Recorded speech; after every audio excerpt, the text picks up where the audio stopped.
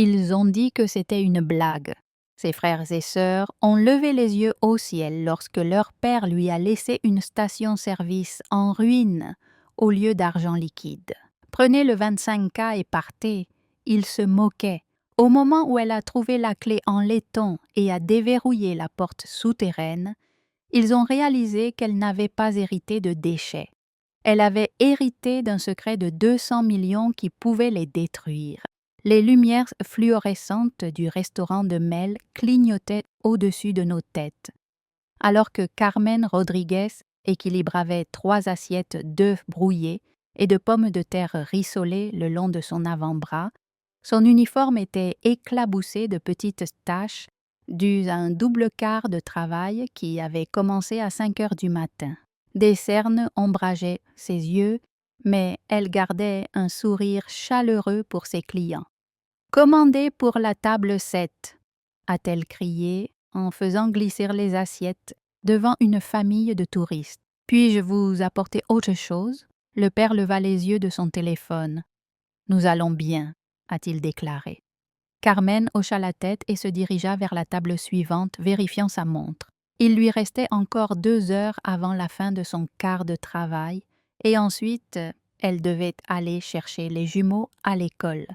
Mia et Luna avaient maintenant 12 ans, des filles brillantes avec les yeux sombres de leur père et sa propre détermination obstinée. La pensée d'eux lui donnait de la force lorsque ses pieds lui faisaient mal et que son dos hurlait après des heures passées à porter de lourds plateaux. Alors qu'elle remplissait des tasses de café, son téléphone vibrait dans sa poche. Normalement, Carmen ne le vérifierait pas pendant son quart de travail, mais l'école des jumeaux est apparue sur l'écran. Après s'être rapidement excusée auprès de sa table, elle s'est éloignée pour répondre. « Mademoiselle Rodriguez, ici le directeur Gaines. J'appelle à propos de Luna ?» Le cœur de Carmen se serra. « Est-ce qu'elle va bien ?» Elle va bien physiquement, mais il y a eu un incident avec un autre élève. Apparemment, il y a eu des commentaires sur votre situation de vie. Luna répondit avec force. Carmen ferma les yeux. Elle a frappé quelqu'un? Non, mais sa réponse verbale était assez colorée. Nous avons besoin que vous veniez pour une réunion. Je travaille en double équipe aujourd'hui. Pourrions-nous, mademoiselle Rodriguez? Il s'agit du 3e incident ce mois-ci. Carmen jeta un coup d'œil à son manager, qui lui lançait déjà un regard désapprobateur. « Je serai là dans 30 minutes, » dit-elle, sachant que cela lui coûterait cher, à la fois en termes de salaire perdu et de bonne volonté de son patron. Après une conversation tendue avec son manager, Carmen s'est précipitée vers sa voiture, une berline de 15 ans à la peinture écaillée et à la portière passager qui refusait parfois de s'ouvrir. Alors qu'elle se rendait à l'école, son téléphone sonna à nouveau. L'écran affichait Marcus, le nom de son frère. Elle hésita avant de répondre. Les conversations avec son frère apportaient rarement de bonnes nouvelles. « Bonjour », dit-elle en le mettant sur haut-parleur. « Carmen, où es-tu? J'ai essayé de te joindre toute la matinée. » La voix de Marcus était aiguë, impatiente. « Je travaille, Marcus. Certains d'entre nous ont un travail qui ne prévoit pas d'aide pour répondre au téléphone. » Il a ignoré la pique. L'avocat de papa a appelé. Ils ont prévu la lecture du testament pour demain à 14 heures. Herman resserra son emprise sur le volant.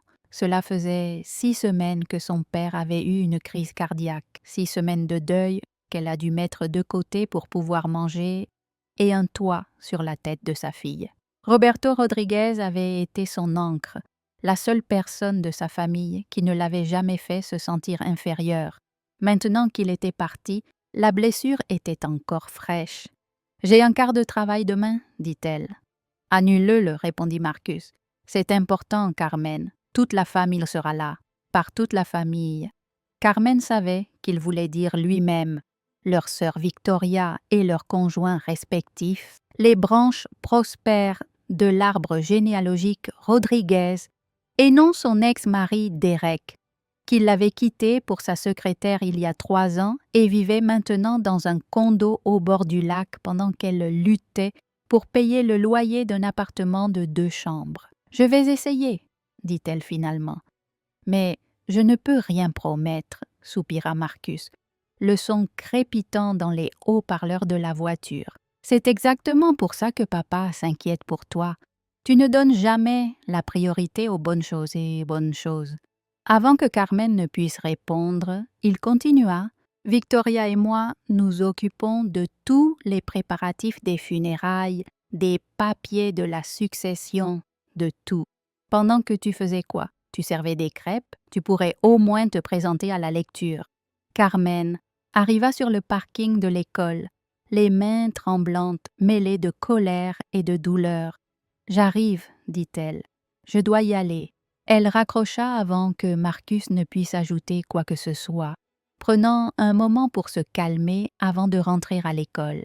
Telle était sa réalité désormais. Courir entre le travail et les besoins de sa fille, supporter la condescendance de ses frères et sœurs et faire le deuil seul de son père, qui avait été son seul allié. La réunion avec le proviseur s'était déroulée comme prévu. Luna resta assise, impassible, dans un coin, tandis que le proviseur exprimait ses inquiétudes quant à ses difficultés d'adaptation. L'autre élève, une fille nommée Britney, dont la mère dirigeait l'association de parents d'élèves, aurait fait remarquer que les vêtements de Luna venaient probablement d'une benne à ordures. Luna répondit par des propos très déplacés sur le caractère et les origines de Britney. Le proviseur expliqua cela, l'air sévère, tandis que Carmen regardait sa fille, le menton levé d'un air de défi malgré les larmes qui brillaient dans ses yeux. « Je comprends la réaction de Luna, ce n'était pas approprié, » dit Carmen prudemment, « mais on dirait que Britney la harcelait à propos de notre situation financière. » Le proviseur Gaines s'éclaircit la gorge. « Nous parlons aussi avec les parents de Britney, bien sûr, mais vu les crises de colère récurrentes de Luna, nous recommandons une thérapie. Une thérapie qu'il ne pouvait tant et pas se permettre. Une dépense de plus à éponger sur son budget déjà serré. On s'en occupera à la maison, promit Carmen en posant une main sur l'épaule de Luna. Alors qu'elle se dirigeait vers la voiture, Luna prit enfin la parole. « Je ne suis pas désolée, dit-elle d'une voix faible mais déterminée. Elle dit ça tout le temps, dit Carmen en déverrouillant la voiture. Je sais que c'est dur, mais on ne peut pas laisser des gens comme ça voir qu'ils nous ont eus. Papa m'aurait laissé me défendre, marmonna Luna en grimpant sur la banquette arrière. Parfois, il faut se défendre, disait-il. Sen Artin. Carmen sentit une nouvelle vague de chagrin la submerger. Derrick avait été largement absent depuis le divorce, ne se présentant que de temps en temps, les week-ends et les événements scolaires quand cela lui convenait. Ses paiements de pension alimentaire étaient au mieux sporadiques, malgré son emploi bien rémunéré. Pourtant, aux yeux des jumelles, il restait le parent sympa, celui qui les comprenait.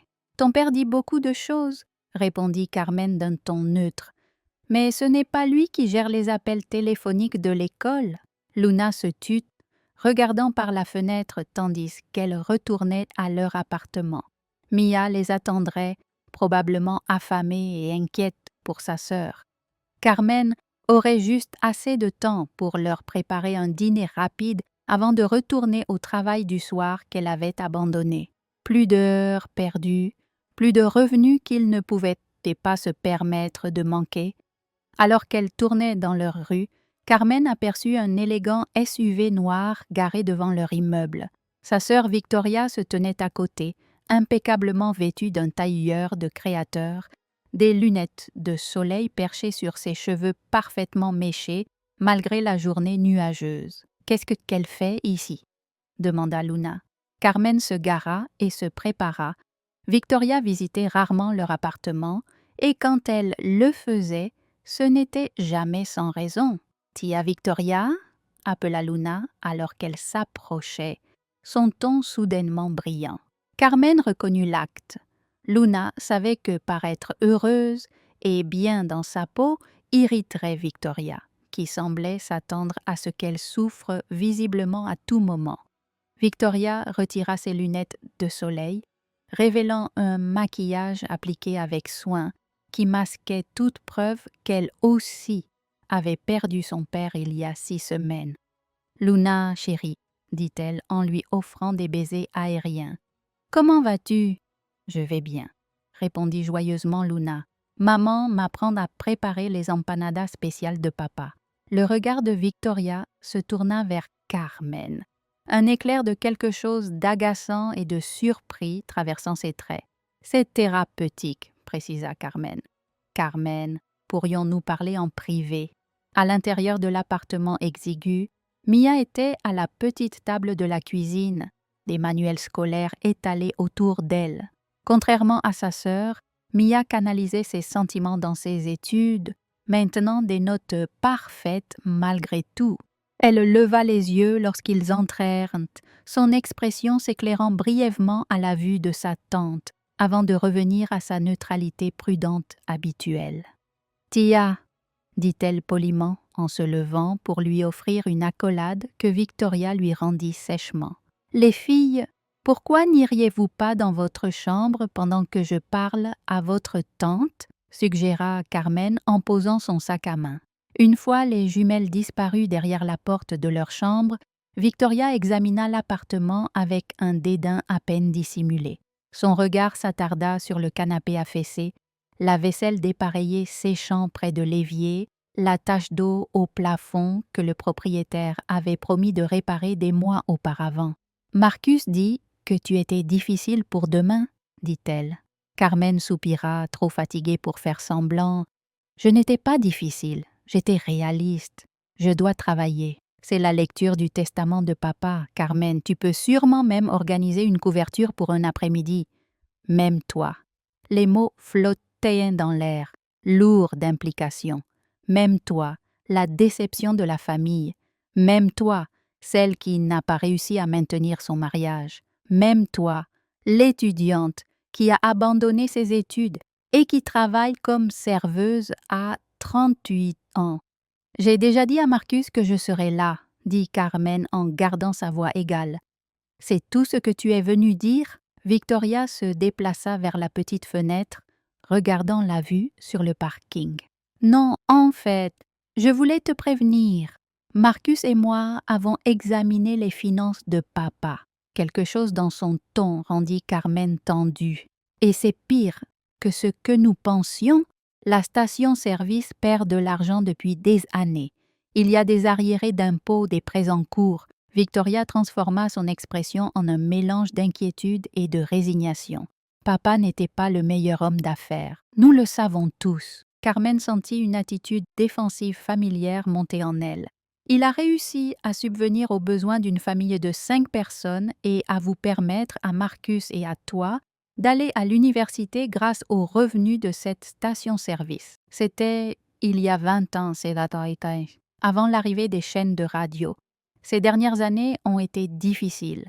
Marcus et moi l'aidions à joindre les deux bouts. C'était une nouvelle pour Carmen. Il ne m'en a jamais parlé. Le sourire de Victoria était mince. Il ne le ferait pas, n'est-ce pas? Pas pour toi. Il a toujours voulu être ton héros.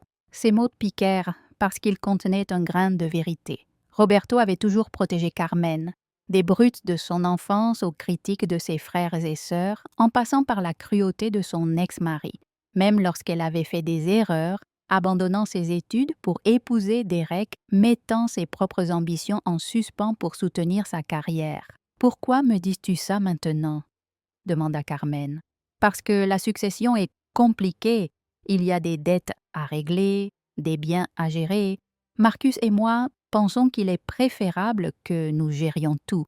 Tu as assez de choses à faire avec... » Elle fit un geste vague vers l'appartement. « Je veux aider à tout cela, » insista Carmen. « Papa était aussi mon père. »« Bien sûr qu'il l'était, » dit Victoria, son ton s'adoucissant jusqu'à devenir presque condescendant. « Mais soyons pratiques. Que sais-tu du droit successoral ou de la gestion immobilière ?» Avant que Carmen ne puisse répondre, la porte d'entrée s'ouvrit et Derek apparut, toujours dans son costume de directeur des ventes, l'expression tonitruante. Il reconnut à peine Victoria avant de se tourner vers Carmen. « Où est Luna ?» exigea-t-il. « J'ai reçu un appel de l'école. » Carmen sentit un mal de tête se former derrière ses yeux. « Elle est dans sa chambre. Il y a eu un incident avec un autre élève. C'est réglé. » Le visage de Derek s'éclaircit. « Réglé? Non. C'est la 3e fois ce mois-ci, Carmen. Si tu ne peux pas la contrôler, je devrais peut-être y aller, » intervint Victoria avec douceur. Visiblement mal à l'aise en voyant cette discorde domestique, elle prit son sac à main de créateur et se glissa devant Derek en murmurant « Contente de te voir ». Une fois Victoria partie, Derek baissa la voix, conscient que les jumelles pourraient l'entendre. « C'est exactement ce dont je parlais lors de notre dernière discussion sur la garde.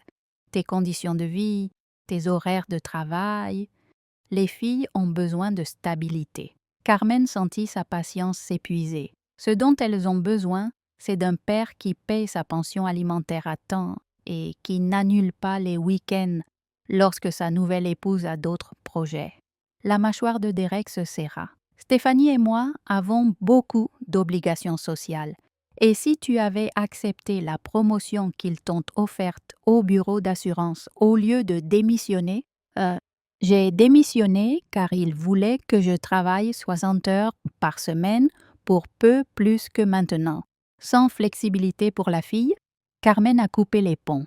Derek ne comprenait pas, oubliant que d'autres avaient du soutien.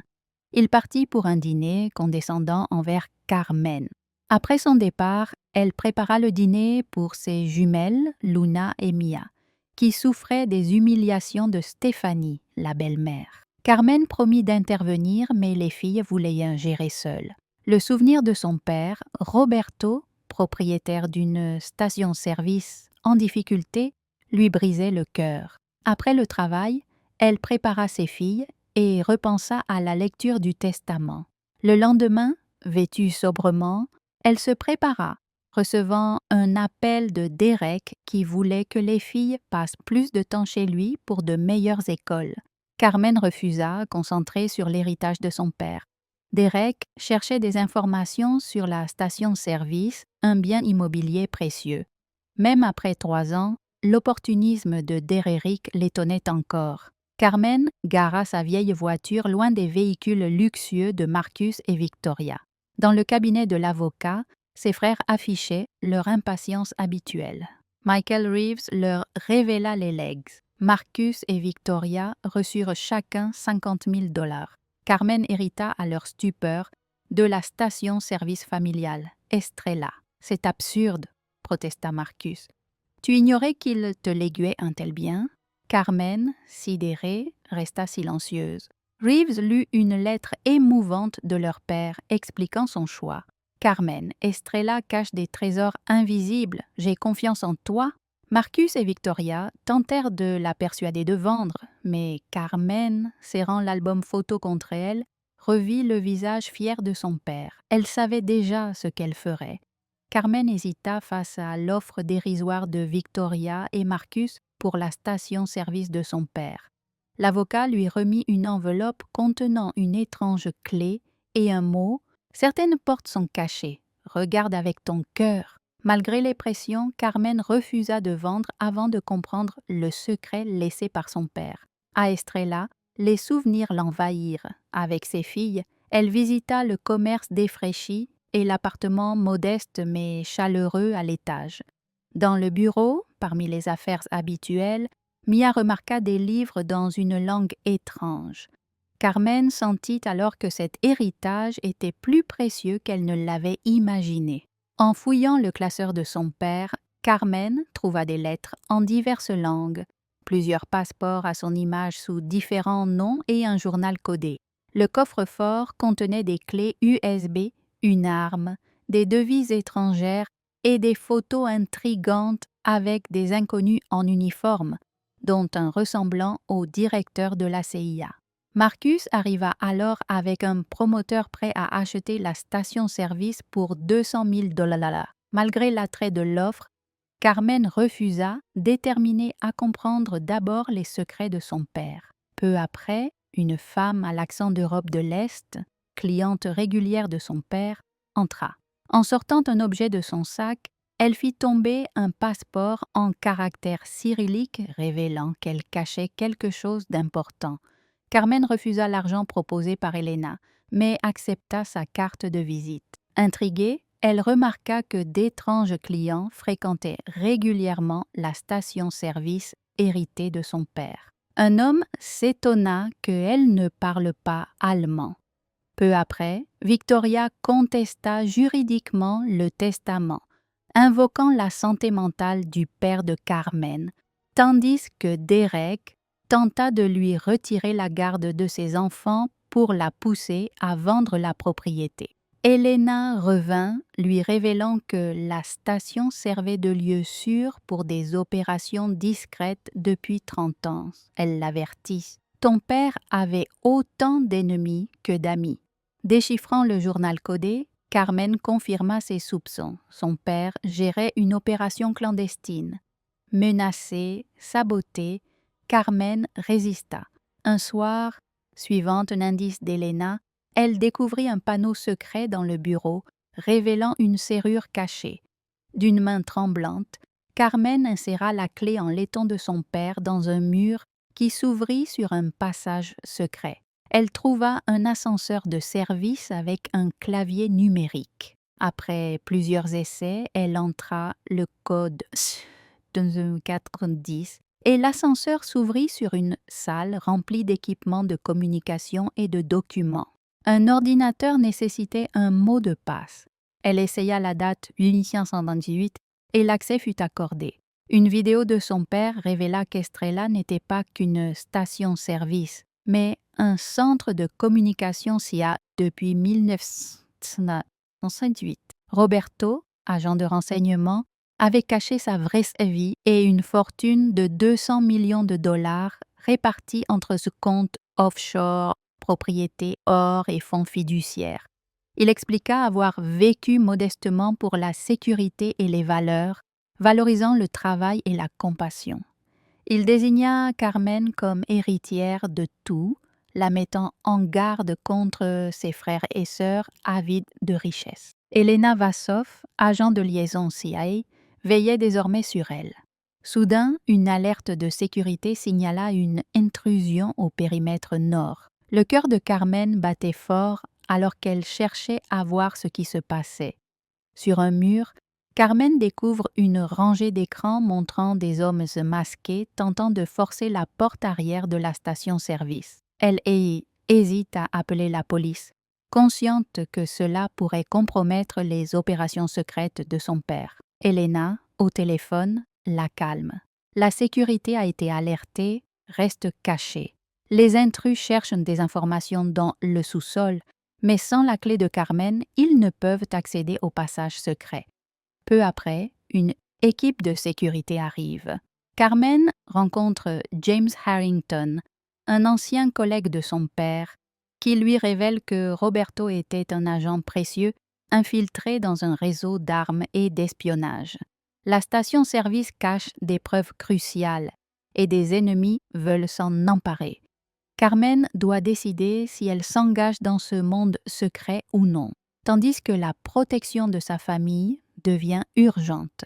Les frères et sœurs de Carmen ont enquêté, mais Harrington recommande de sécuriser immédiatement les actifs financiers, avec vérification biométrique. Carmen suit les procédures et découvre une fortune de plusieurs millions. Elle apprend que Marcus et Victoria, ses frères et sœurs, sont impliqués dans des affaires criminelles et blanchiment d'argent, et que son père les surveillait pour les protéger. Son ex-mari Derek est ciblé par une espionne étrangère, Stéphanie. Carmen décide d'accepter l'héritage et de protéger ses filles avec intégrité. Elle explique la vérité à ses filles et prévoit de déménager à la station-service familiale pour un nouveau départ. Après des semaines d'entraînement avec Elena et Harrington, elle commence à rénover la station et l'appartement, prête à affronter les défis liés à cet héritage secret.